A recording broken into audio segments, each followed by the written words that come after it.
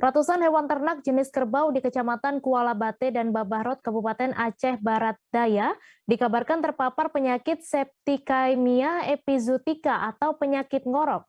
Dari ratusan yang terpapar, jumlah hewan ternak yang mati mendadak mencapai 23 ekor.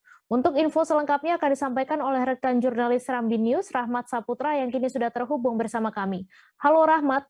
Ya, rekan Mai. Silakan dengan informasi Anda, bagaimana kronologi kerbau ini bisa terpapar dan hingga ada yang mati mendadak. Jadi dapat kami laporkan bahwa beberapa hari lalu sampai saat ini ada ratusan hewan ternak jenis kerbau yang terpapar penyakit SE atau penyakit ngorok seperti itu. Dugaan sementara memang penyakit ngorok ini adalah efek dari penularan dari kabupaten tetangga, di mana hewan ternak jenis kerbau ini terpapar adalah kebanyakan dari sungai, mencicipi sungai daerah perbatasan Abia dengan Nagan Raya. Jadi menurut dugaan sementara bahwa hewan kerbau ini terpapar dari mencicipi air sungai, karena memang yang kerbau terpapar ini kebanyakan adalah hewan kerbau yang liar, sehingga mereka lebih mudah terpapar. Sementara yang dikandangkan sampai saat ini tidak ada laporan seperti itu. Bahkan menurut penjelasan dari dinas terkait, kerbau yang terpapar, bahkan ada puluhan yang mati ini adalah mereka yang belum terkena suntik, seperti itu. Lalu berapa kerugian peternak akibat penyakit ini?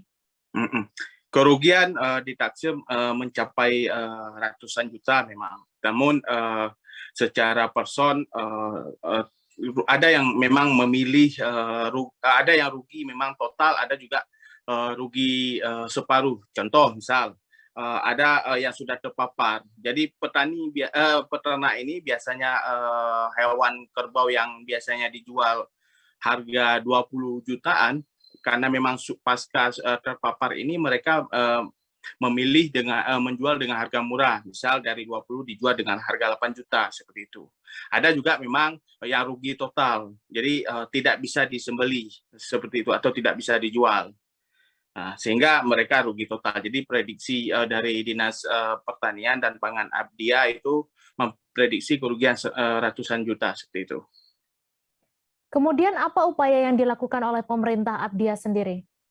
Jadi upaya dari Dinas Pertanian dan Pangan, mereka memang pasca mendapatkan laporan ini, mereka melakukan identifikasi ke lapangan dan ke daerah-daerah yang rawan.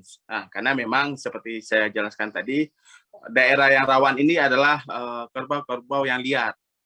Nah, maka itu ada beberapa kecamatan yang para peternaknya itu membiarkan hewan kerbaunya itu liar, tidak dikandangkan, seperti itu. Seperti Kecamatan Kuala Bate, Babarot, bahkan Setia. Para peternaknya lebih cenderung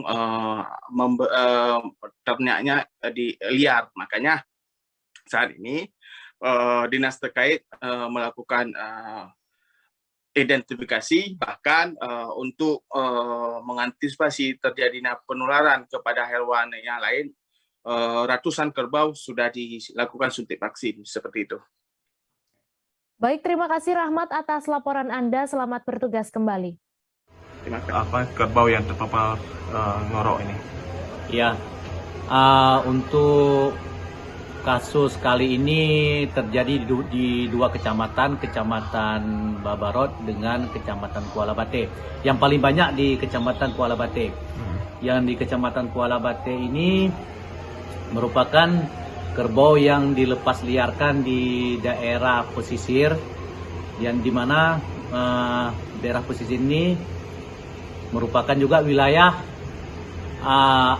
aliran sungai besar, Sungai Babarot dan Sungai Semayam. Ketika di wilayah Gayo Luhur dan sebagainya terserang, kemungkinan kita juga akan terserang.